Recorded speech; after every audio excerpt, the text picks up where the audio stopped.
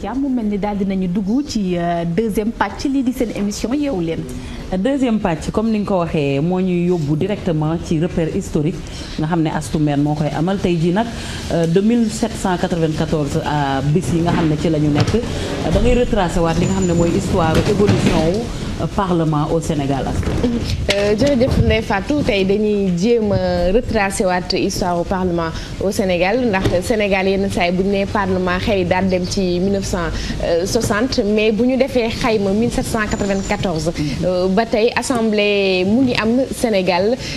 boobaak léegi am na 218 années maanaam plus de 2 siècles Sénégal mu ngi dund ci mbirum assemblée nationale naam sax jamono yooyu assemblée nationale française lañ doon wax mais lépp loo xamante ne si tënku na ci la naissance les différentes étapes de son évolution les repères historiques de cette assemblée nationale nous allons suivre ça avec le professeur le professeur Samba Aw. Il est professeur à l'UCAD mais il est aussi historien. 1794 qu'il y a eu le cahier de doléances qui a été transmis aux États généraux et ça c'était une assemblée même si c'était pas une assemblée formelle mais c'était une assemblée qui avait rédigé cela. Bien sûr, quelqu'un avait tenu la plume qu'on appelait l'amiral et qui était devenu député par la suite. Ensuite, il y a eu comme repère historique la nomination du premier député sénégalais en 1848 en la personne de Barthélemy Durand-Valentin, qui a été le premier député du Sénégal à l'Assemblée nationale française. Auparavant, évidemment, il y a eu un député noir, mais ce député noir n'était pas sénégalais, c'était Bellé, qui était originaire de Saint-Domingue et qui avait été nommé député dans les années 1700. Alors, on a évolué, le poste de député a été supprimé par Napoléon III et par la suite, il a été rétabli et un autre Européen, la personne de Fongofié, Lafont Fongofié, a été nommé député, élu député plutôt.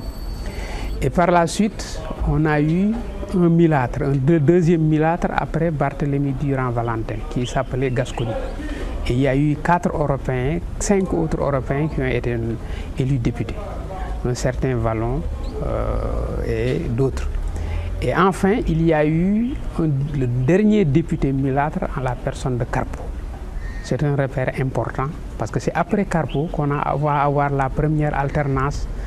politique du Sénégal en 1914 avec l'élection de Blaise Diagne qui est le premier député noir. On a évolué, Blaise Diagne a été donc réélu par la suite jusqu'en 1934. Et il est mort en 1934, il a été remplacé par la suite par Ngalandou Diouf. Mais avec l'évolution est arrivé ce qu'on a appelé le double collège.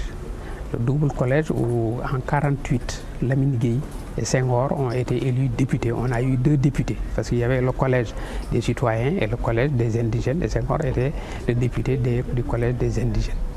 Ces députés ont évolué, Senghor a eu aussi à se séparer de Lamine Gueye. Il s'est séparé de Lamine Gueye en 1951. Il a été candidat avec Abbas Gueye, qui est le père de Latif Gueye, et ils ont battu Lamine Gueye et Ousmane Socé Diop. Et c'est ça qui a été la deuxième alternance politique du Sénégal. Après cela, quelqu'un a émergé, un homme très important, qui a beaucoup œuvré pour les destinées du Sénégal. D'abord, comme sénateur, c'était Mamadou Dia en 1948. Ce Sénat s'appelait Conseil de la République, puis on l'a appelé Sénat en France, qui était au Palais de Luxembourg. Mamadou Dia aussi déjà à ce niveau avait beaucoup fait. Et ensuite, il a été nommé, il a été élu député en 1956 avec Senghor. Et il a été le dernier député que le Sénégal a eu avec Senghor jusqu'à l'indépendance.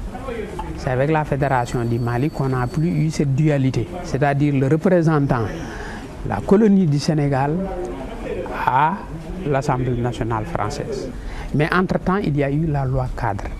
Et avec la loi cadre, il y a donc eu une évolution avec un gouvernement général. Et après cela,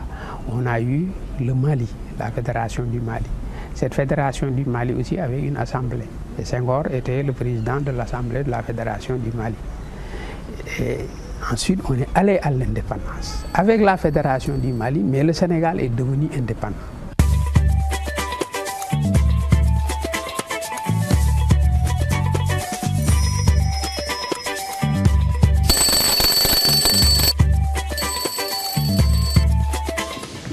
Merci beaucoup au professeur Samba Aw, le professeur Samba Aw qui prépare un livre qui peut-être aura pour titre Les députés sénégalais à l'Assemblée nationale française de 1848 à 1959, comme pour dire que lim ñu jox rek bu ñu ko doon jéem a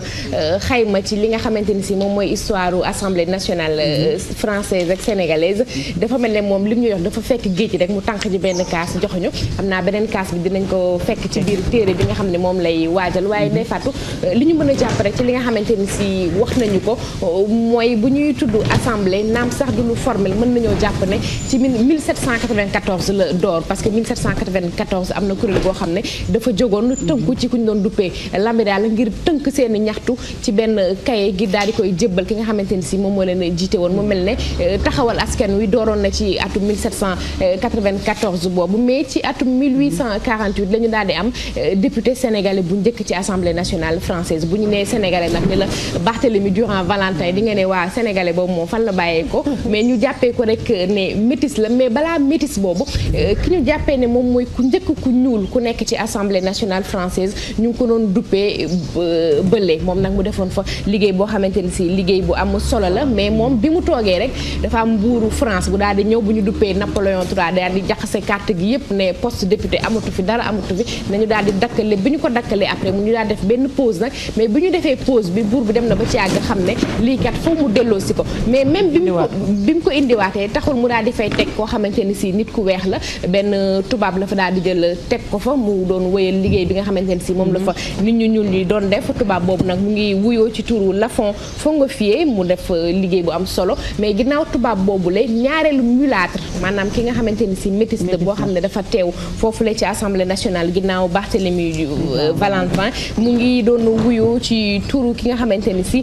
moom mooy Carpo nag daal di fay def moom tamit liggéey bu am solo ci diir boobu nekk ñaareelu métis bi nga xam ne moom moo toog ci assemblée nationale mais Carpo bi mu jeexee bi mu wuutoo dañ daal di nag door di am li ñuy duppee sénégalais pur sénégalais bon temps ci ki nga xamante ne si moom mooy Blaise Diagne toog fa diiru 1914 ba 1934 bi mu laaxoon nag Ngalandou Diouf daal di ko fay wuutu waaye Ngalandou tamit bi mu ñëwee bi mu toogee lu yàgg am na yeneen i coppite yoo xamante ni si indi nañ ko fa ndax dafa am li ñuy duppee le double collège dafa daal di jëw maanaam ñi nga xam ne ñoom ñooy population indigène yi dañu am ñu leen fa doon teewal mu di Senghor ak ñi nga xamante ni si moom mooy yeneen ñi nga xam ne ñoom la ñu wala boog Senghor moom moo doon teewal noonu la population indigène yi Lamine Gueye moom lañ moo doon teewal ñi nga xamante ni si ñoom la ñu duppee les citoyens waaye mu mel ne dualité boobu du daal di wéy après dinañ ko dakkal fédération Mali daal di ñëw ñu daal di am une assemblée confédérale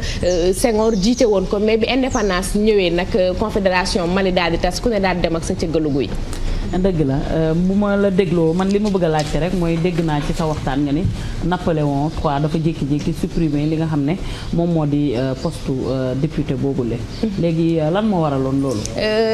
Napoléon dafa buñ ko doon jéem a caractériser Napoléon III dafa nekk koo xamante ni si liñ koy duppee conservateur mooy ñi nga xam ne dañu bëggoon chaque fois di sax ci li nga xamante ni si moom mooy démb ndax bi révolution bi ñëwee ay atu 1848 daal di indi deuxième république bi moom dafa gis ne avancé maanaam acquis démocratique yooyu noonu dafa ëppoon te ba pare fallait que mu dindiwaat yépp gën a mën a am gëdd ci ñoom li ñu doon duppee seen espace politique gën mën a toog parce que ñàkkul ci xelam da doon gis ne nit yu ñuul ñii kat ku leen bàyyi bu yàggee ak conscience politique bi ñu doon demee ak xarañ gi nga xamante ni si nekkoon na ci ñoom bu yàggee waxuma la benn place rek ndax comme benn place la ñu amoon mujj gi ñu daal di nekk ñaar bu ñu leen bàyyee tuuti rek fallait que mu jéem a indi benn rupture waaye nag def na ko mais dem na ba ci biir xam ne ne du sotti mu daal di delluwaat ci ginnaaw ko mais Asmène booy seet assemblée nationale dafa mel ni lu amoon njëriñ la lool ci biir Sénégal ndax bu ñuy seet sax alternance yu njëkk yi am ci biir Sénégal grâce à Assemblée nationale moo taxoon mu am. dëgg la Marie ndax yenn saa yi da ngay faral di dégg Sénégal ñu ne deuxième alternance au Sénégal surtout bu ñu nommé Macky Sall deuxième alternance au Sénégal waaw mais après indépendance ndax bien avant indépendance am na ay alternance yoo xamante ne si amoon na fi mu toll ci ñaar benn bi mu ngi nekkoon ci atum 1914 bi nga xamante ni si tabb nañu Blaise Diagne mën nañoo jàpp ne sax tabb Blaise Diagne boobu 1914 moom mooy mouvement Y'en a marre bu njëkk bu am ci Sénégal mouvement Y'en a marre boo xam ne dafa tënk woon ci ay mën nañ ko duppee ñeenti poñ yoo xam ne dafa naqari woon askan wi ba mënatuñu ko woon a muñ presque daanaka li ñu fi gis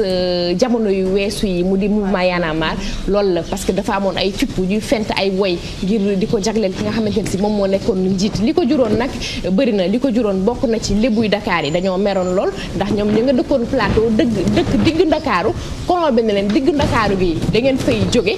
daal di leen fay jële yóbbu leen Médina te bi mu leen fay jëlee waxu leen ne damaa soxla seen suuf de ay mbiru peste ak mbiru choléra ak yooyu la leen doon jéem a tuumaal ngir jëlee leen fa mais yemul foofu ndax suuf lébu yi nangu nañ ko ba pare ñi nga xam ne ñoom ñoo dëkkoon ci li ñu doon duppee 4 communes yi maanaam tubaab entre guillemets yi moo xam